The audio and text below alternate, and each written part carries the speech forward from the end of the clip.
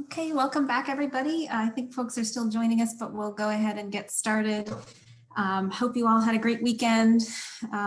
We are now officially launched into the second half of this class, which is all focused on post-award management. So I will be leading today's session on Wednesday. I'll be joined by our fearless leader, Nancy Lonhart, who will be doing a deep dive with us on foreign influence, which is a topic of particular interest to NIH, to the School of Medicine, and therefore of ours as well. And then next week, we'll be wrapping up the post-award management on the NIH side on Monday. And then we'll have guest speaker Ben Priestley, who is the Division Manager of Primary Care Outcomes Research, who will be speaking to us specifically about clinical trials management. So congratulations, you've reached the halfway point. Let's go ahead and get started on post-award management. Our learning objectives for today are to identify the key information to look for in a notice of award, to learn the steps for an accurate award setup, to determine when you need to request an early PTA, learn, we talked a little bit about SALCAP sheets. We've built our own, but we're going to talk a little bit about SUVA and what that means is Stanford University Veterans Affairs. Folks who have faculty who have joint appointments with the Veterans Affairs. We'll talk about that in a little bit of detail, and I'll point you to some more resources there. We'll talk about maintaining compliant effort tracking and reporting and why that matters. And we will talk about setting up labor schedules and submitting labor distribution adjustments. Labor schedules, of course, forward-facing, labor distribution adjustments, retroactive changes. So first topic is notice of award. Notice of award is the legal agreement issued by the sponsor to Stanford. Again, they're not issued to PIs, they're issued to Stanford and with the leadership of a particular PI. I always look at the notice of award for any award that I'm managing because there's just a ton of information in here. So I want to talk to you about the points, and then I'm going to walk you through a notice of award, kind of where to see some of these things. So what you're going to see there is when is the issue date, when can spending begin. It'll tell you whether or not 90-day pre-award spending is allowed. It'll talk to you about the overall funding period and the current budget period that you're in. It'll name the PI, and if there are any other named key personnel that you need to be worried about for effort reporting and tracking, and any other investigators who are named for any reason, and we'll take a look at that.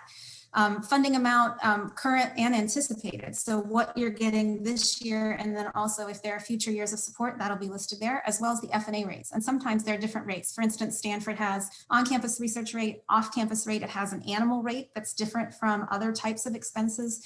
And of course, certain mechanisms have an 8% rate that are applied to them because they're career award or training award or something of that nature. If there are any carry forward restrictions, those are going to be listed in the notice of award. The reporting due dates, whether they're standard or customized, if there are extra ones, any special restrictions or conditions. It'll also mention if the university and NIH had a discussion, say your RPM had to talk to the NIH grants management specialist about something, that'll be listed in the notice of award. And then also the names of the NIH officials. My PIs will sometimes email me and say, can you look up which program official is overseeing this particular award? Because depending on which institute or center it was issued from, might be a different one from the one that they normally work with. So in the training materials under notice of award, I've got this summary document that NIH put out that really just summarizes what is a notice of award, the information that we just talked about here about kind of what is in it. And then they have a version of a notice of award, so you can just kind of get a sense for what does it look like and what can you find there. So issue date is going to be right up here at the top, the serial number right below. The principal investigator and any other investigators who are named are going to be up here. These are the PIs. There may be other named investigators deeper down in the notice of award, but these are the PIs. The project title is here. The budget period, this is what the funding that you're currently getting on this top line. And then the project period is the full award, including future or past years of support. So it'll say right up front, the business official, how much total funding you're getting, and then the general terms and conditions language. All of this is pretty standard. The next section is going to show you the budget breakdown by category, and this is what you can use to determine if you're varying by 25% or more between categories, which to NIH indicates a potential change in scope that they would want to hear from us about. The federal direct costs are here, and then the F&A is here, and then the total award amount of this action federal share. This is the total amount of money, and that ties back up to this number here on page 1. And then the summary totals for each year of support are here as well. So if there are changes in what is anticipated in future years, you'll see that here. Then we go down to some general language about all the federal laws that apply to this particular award. But what I'm really interested in seeing, this one I come to all the time on my notices of award. An unobligated balance may be carried forward into the next budget period without grants management officer approval. This is how I know that if my R01 is coming up on the end date for year 1 and there's $50,000 left, that's okay, because I can carry it forward without prior approval. Now, if the amount, if 50,000 represents more than 25% of the total award, then the PI will need to provide a justification in the progress report for why we didn't spend more, but it is allowed. And if it's not allowed, for instance, a cooperative agreement like a UO1 or a program grant like a P30, it's not allowed. It'll say an unobligated balance may not be carried over. So that sentence right there is going to tell you whether or not you have to close out this award each year or if you can carry it forward in future years. The next thing is, this is an old term called SNAP. It's subject to streamlined non-competing award procedures. What that means is, if you're on a SNAP award, an R01 progress report is always going to be due 45 days before the end date of that budget period. And if it's subject to SNAP, all of the usual standard rules apply. For bigger awards, the programmatic awards, it's going to be 60 days prior to the end date for that year. But if you see that word SNAP in there, then you know that all the standard rules are going to apply. If there were additional interim reports due every 6 months, those would be listed here as well. But this one doesn't have that. Now, there's special terms and conditions section. This is also really useful because this will tell you if there's anything that your PI needs to be alerted to or anything you need to be monitoring during the life of the award. Career Investigator Award for investigators who are mentoring others, actually. And one of the requirements of this K-24 is that you maintain active R01 funded support. So that's what this is saying. This award is contingent upon this PI maintaining independent research support. So that'd be pretty important to let your PI know about. If say your PI has only one R01 and it's ending, well, you want to let your PI know in order to keep your K-24, you need to also have either renew this R01 or submit for a new R01. Here's another item here. The award, including the budget and budget period, has been discussed by Ms. Latasha Mathis of the NIH and your RPM on 6/30/10. So if you were curious about that, you could contact your RPM and say, what was the deal with this? What happened? Is there anything I need to know about? And you can also look in project attachments in SARA, and there may be a summary there that will give you information.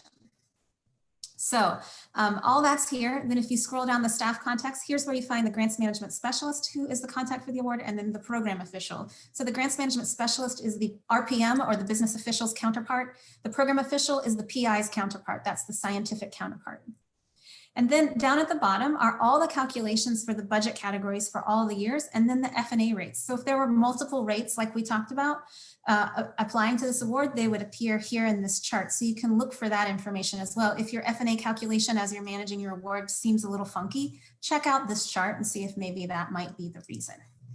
So that's a lot of information on NIH notices of award. The homework assignment is actually going to be about this, reading the notice of award and answering some questions about it.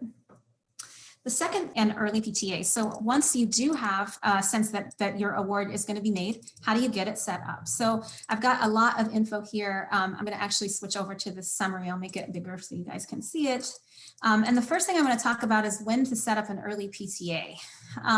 And this is something that RMG compliance has talked a lot about, is when people don't set up early PTAs, it creates a lot of problems with retroactive adjustments, with moving charges from one sponsored project to another, and it generates a lot of audit risk. So we want to do our best to open up early PTAs whenever they're reasonable to do so.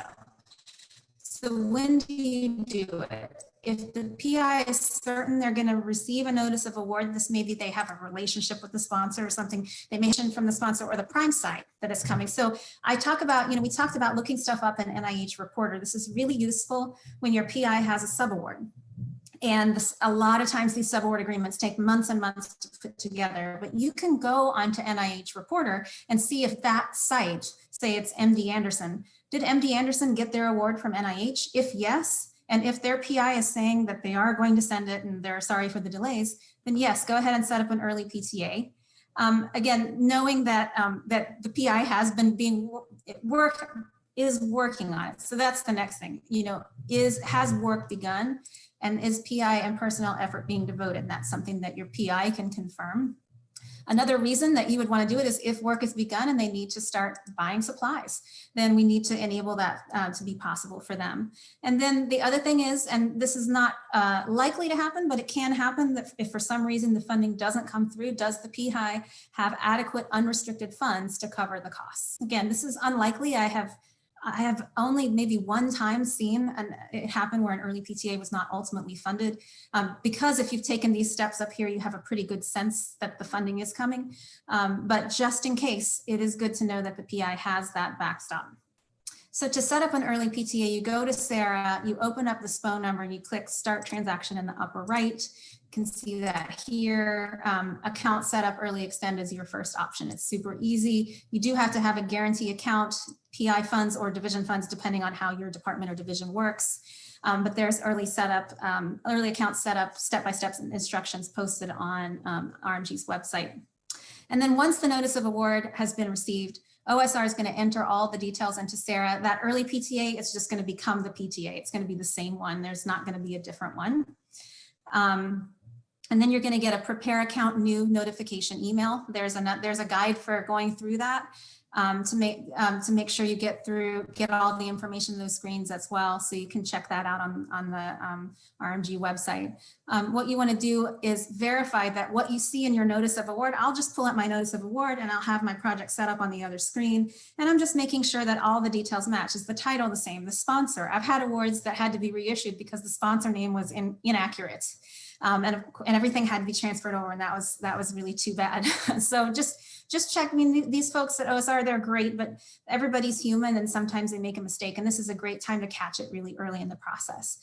The grant number, the project period, the F&A rate, especially if there's more than one, like we saw in that chart at the bottom, the budget, just make sure everything is matching, and that the prepare task is complete. Make sure it's submitted so that OSR can go in, and they call it baselining in Oracle. They'll go in and create that PTA. The next thing I want to talk about is make sure that you're setting up the number of tasks necessary, no more and no less. And this comes from feedback from faculty at the e-certification period. A lot of the faculty say it's just too many clicks.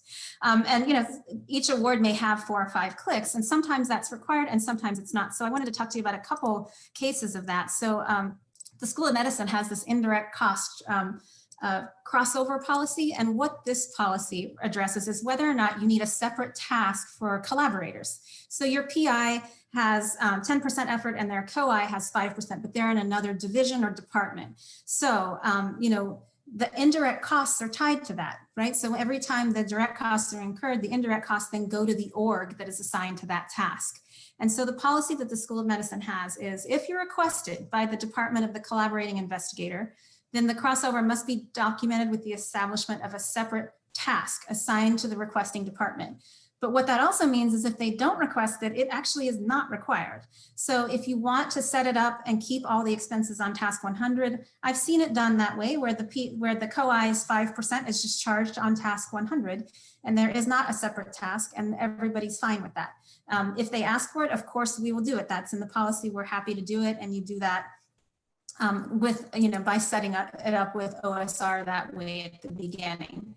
The other thing I wanted to show you is how does OSR decide when they first send that prepare account task over to you, how are they making decisions about how many tasks are set up? They have this chart, and I've got a link to it. I've got it saved in the folders and a link as well. This is how they decide how they set up the project's tasks and award for any new grant that's being set up. And a couple things I want to point out: cost sharing. If there's cost sharing, have to have a separate task, and it has to be task 700, and it'll have a W for the beginning letter. That's not optional. A subaward. This is one that a lot of folks don't realize. OSR defaults to setting up a separate task, but if you look here, it says additional tasks may be deleted if there's no restriction of carry forward. So if your RO1 you have an RO1 with a subaward, there's no restriction. We saw that in the notice of award. And then we look in the subaward agreement, and the subaward agreement also has no restriction of carry forward. You can actually delete the extra task and open up your subaward requisition on task 100. So, you know, if you prefer to keep it on separate task, that's fine, but it is not required. Now, you know, sometimes your division manager will say, I'd like a separate task just for supplies costs. That we would try to talk with the division manager about what specifically would cause you to want to have that, because you already have separate expenditure types that sort those expenses, and a separate task is generally not needed. So unless there's a specific situation, a certain budget category is generally not needed to have a separate task.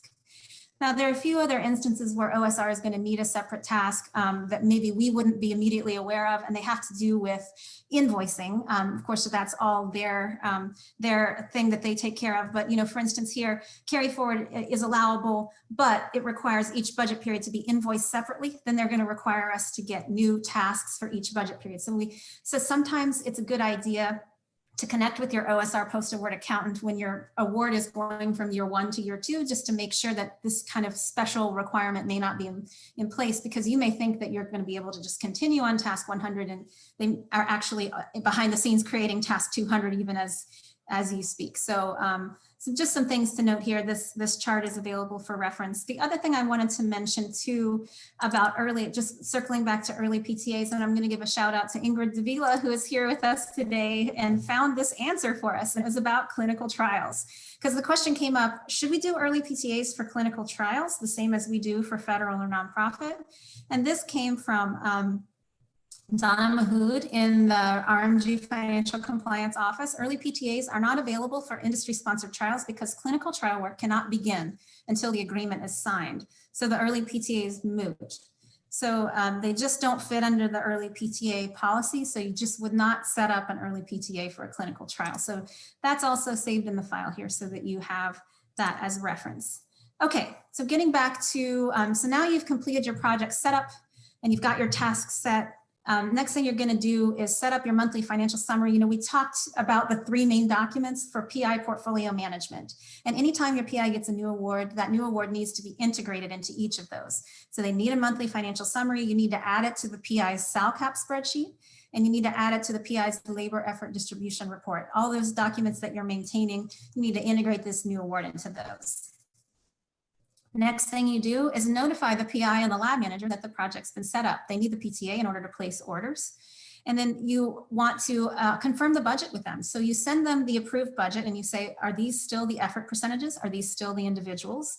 And then here's the amount that's for supplies and for other costs that you can purchase through requisitions. And then once the PI is confirmed that, yes, this is still accurate, or makes whatever changes they want to make, you put in the labor schedule updates for the future, recurring effort, and labor distribution adjustments for what happened in prior months. We're going to talk a little bit later about LDA justifications. There's an art to that, and art to making sure that they get sail through without getting stopped by compliance. We'll talk about that later. So, and then another point, and we'll talk more about PI effort later today as well. If the effort is over 6 months old, then you're going to have to create a cost share account. And of course, that has to be supported by university funds. This is a big reason that we try to set up the early PTAs whenever possible. The other thing you want to check your approved budget is see if there is a subcontract or a consultant agreement, because you want to get that initiated in the system as soon as possible. And then we have information that we'll talk about later about how to go about setting those up. So that's all just part of setup. And then there's the set of items that are really just kind of ongoing maintenance items. And we'll be talking more about these in detail, but this is kind of the checklist that I kind of go by when I'm managing awards. So you update the financial summary each month, and you send that to the PI at least quarterly so that when they get to eCert, there's no surprises. Notify the PI if there's a large overrun or available balance projected by the end date, and provide them some options. Just giving the PI some context and time to make some adjustments. Track the reporting requirements, notify them when progress reports and due dates are coming up. Track the personnel effort, using that labor schedule tab in the dashboard, you can generate a report for all the members of the lab with their personnel effort. Verify the e-certs. If the PI wants to do those with you, you do those with the PI. Verify the correct F&A rate is being charged each month. Also check for those converged communication charges. Sometimes those are not allowable on small foundation awards, but the PTA was not set up properly. So you need to watch and see, are these allowable? And if not, then you have to submit a central office request to your post-award accountant to get those redirected. So going through monthly and just looking at these awards will help you intercept those kinds of things. You can ensure the protocols are approved and ongoing. That's under the View Latest NOA page in SARA, and then process journal entries if you need to do that for any expenses. So that is